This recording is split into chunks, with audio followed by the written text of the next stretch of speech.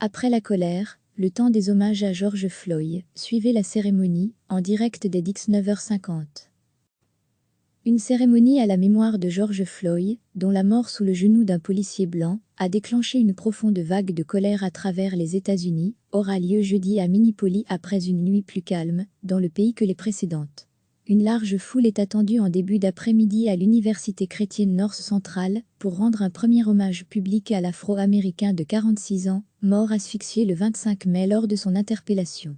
Le révérend Al Sharpton, figure du mouvement de défense des droits civiques, prononcera un éloge funèbre dans cette grande ville de l'État du Minnesota. Je peux voir le soleil commencer à se lever sur un jour nouveau pour la façon dont est assuré le maintien de l'ordre, a-t-il déclaré jeudi matin, optimiste, sur la chaîne MSNBC, après avoir rencontré la veille la famille de la victime. Heureux de voir blanc et noir se mêler dans les cortèges au péril de leur santé en pleine pandémie, il espère voir le mouvement s'inscrire dans la durée, de façon pacifique mais poignante. Une autre cérémonie à la mémoire de George Floyd est prévue samedi à Rafford, dans son état natal de Caroline du Nord, avant ses funérailles lundi à Houston, au Texas, où il a grandi avant de rejoindre Minneapolis, dans le nord du pays. La dernière cérémonie des obsèques, mardi, sera restreinte aux proches de l'ex-vigile. Des manifestations dégénérant parfois en pillage et violence se sont déroulées quotidiennement dans tout le pays pour dénoncer les brutalités policières, le racisme et les inégalités sociales exacerbées par la pandémie de Covid-19. Alors que l'émotion dépassait les frontières des États-Unis, plusieurs grandes villes américaines, de Los Angeles à New York, en passant par la capitale fédérale, Washington, ont décrété des couvre-feux nocturnes pour tenter de contenir les débordements. La police a procédé au total ces derniers jours à près de 10 000 arrestations dans le pays, selon une estimation reprise par les médias américains. Mais après plus d'une semaine de violence, la nuit de mercredi à jeudi s'est avérée plus calme dans l'ensemble, sans incident majeur à déplorer, après que la mort de George Floyd a été requalifiée en meurtre et que les 3 autres policiers impliqués dans son arrestation ont été inculpés.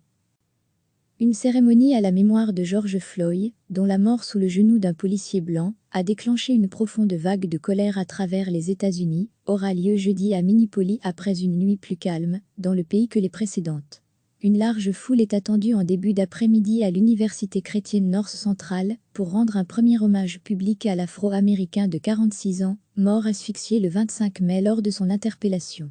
Le révérend Al Sharpton, figure du mouvement de défense des droits civiques, prononcera un éloge funèbre dans cette grande ville de l'État du Minnesota.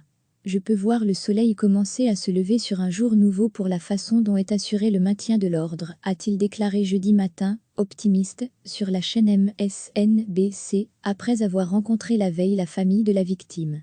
Heureux de voir blanc et noir se mêler dans les cortèges au péril de leur santé en pleine pandémie, il espère voir le mouvement s'inscrire dans la durée, de façon pacifique mais poignante. Une autre cérémonie à la mémoire de George Floyd est prévue samedi à Rafford, dans son état natal de Caroline du Nord, avant ses funérailles lundi à Houston, au Texas, où il a grandi avant de rejoindre Minneapolis, dans le nord du pays. La dernière cérémonie des obsèques, mardi, sera restreinte aux proches de l'ex-vigile. Des manifestations dégénérant parfois en pillage et violence se sont déroulées quotidiennement dans tout le pays pour dénoncer les brutalités policières, le racisme et les inégalités sociales exacerbées par la pandémie de Covid-19. Alors que l'émotion dépassait les frontières des États-Unis, plusieurs grandes villes américaines, de Los Angeles à New York, en passant par la capitale fédérale, Washington, ont décrété des couvre-feux nocturnes pour tenter de contenir les débordements.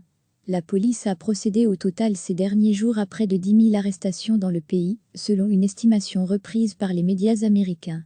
Mais après plus d'une semaine de violence, la nuit de mercredi à jeudi s'est avérée plus calme dans l'ensemble, sans incident majeur à déplorer, après que la mort de George Floyd a été requalifiée en meurtre et que les 3 autres policiers impliqués dans son arrestation ont été inculpés. Cliquez sur s'abonner pour recevoir les dernières nouvelles.